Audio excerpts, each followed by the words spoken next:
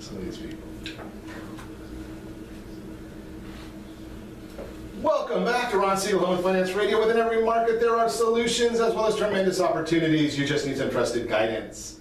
That's my message, and as your consumer advocate, I will be delivering it every day on Ron Siegel Radio or anytime at 800-306-1990. That's 800-306-1990. The Mortgage Minute today brought to you by the Siegel Lending Team. When you're ready for that next house, bigger house, any house, the team has every product you can possibly imagine.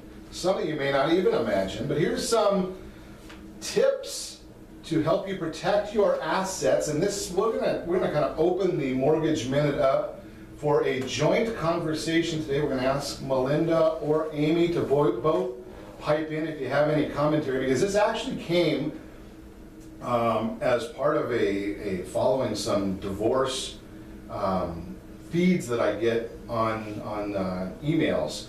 So one of the first tips seems to be inventory all of your valuables.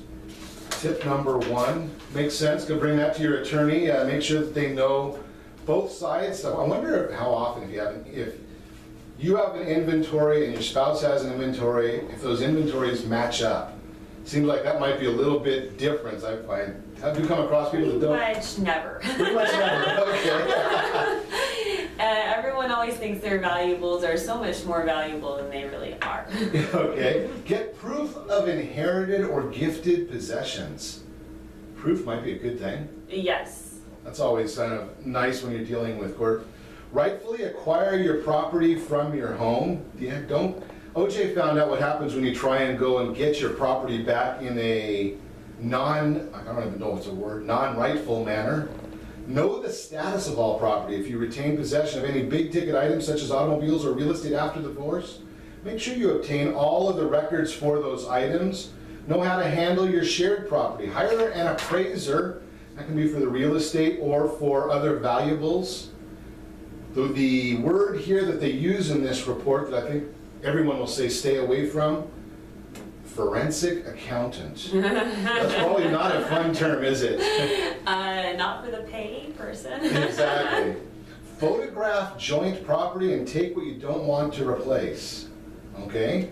Your spouse has the same rights as you do.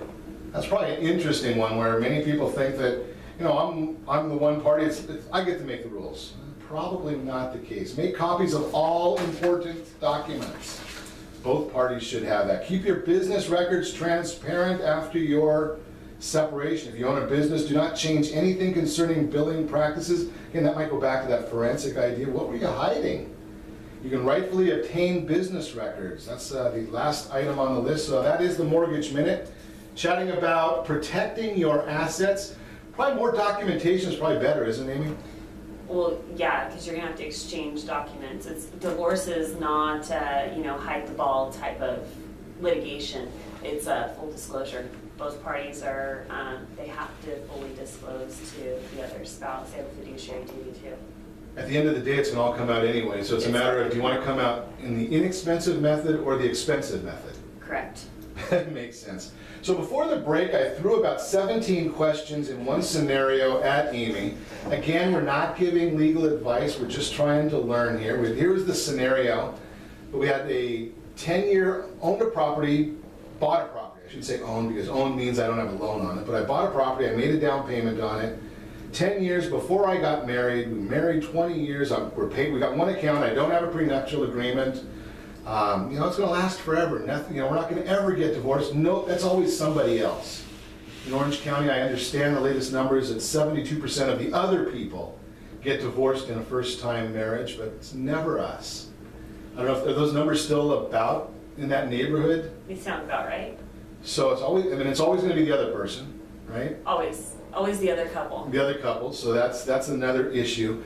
We're trying to figure out is how do we divide that asset, because Southern California, we know that the property's appreciated a lot. I had an appreciated amount, so I could probably go to an appraiser and say, what was the property worth at the time of marriage, or is that just wasting my time? Well, yeah, you're going to need an appraiser to determine what it was at the time of marriage. You're going to need the appraiser also to appraise the value at the time of trial.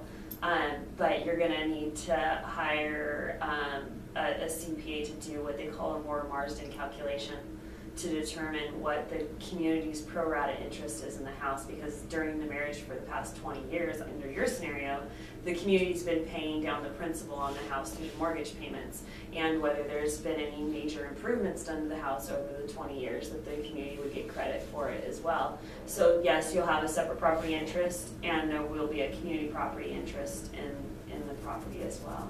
So that, I think the bottom line of that whole scenario is work it out amongst yourselves before you get to the attorneys.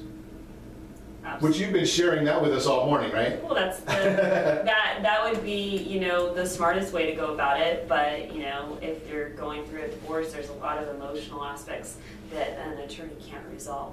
And if you're going through a divorce, it probably is a given that you're not getting along and you don't agree on a lot of things. Otherwise, you wouldn't be in the divorce situation. Yeah, you'd probably still be married. That makes sense. Rental property, how do we deal with rental properties in a marriage? Is it any different than any other asset?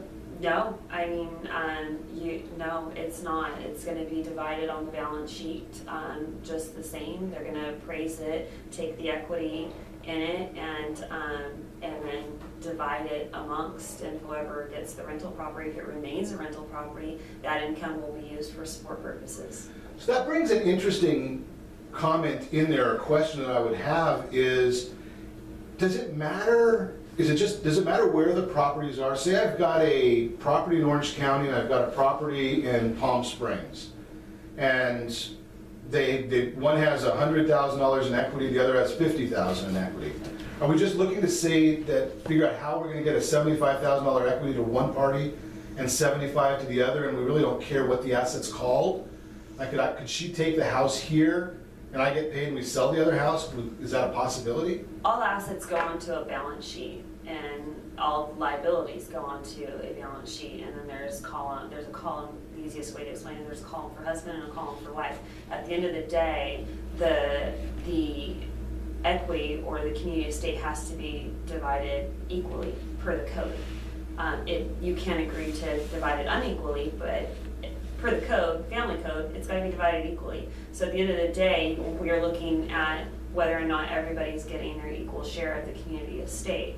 So it doesn't really matter if there's differentiation in the value of the residences, because if one party's being awarded $75,000 for one house or $100,000 for one, and there's $300, then the other party's gonna owe the other party that hasn't received their equal share some money. So houses, gold, it's all the same thing on the balance sheet, it's just a number, whatever the equity position is, just accounting 101. Accounting 101, and the judge isn't gonna force one party to take an asset. If the parties don't want the asset, then it's gonna be put up for sale.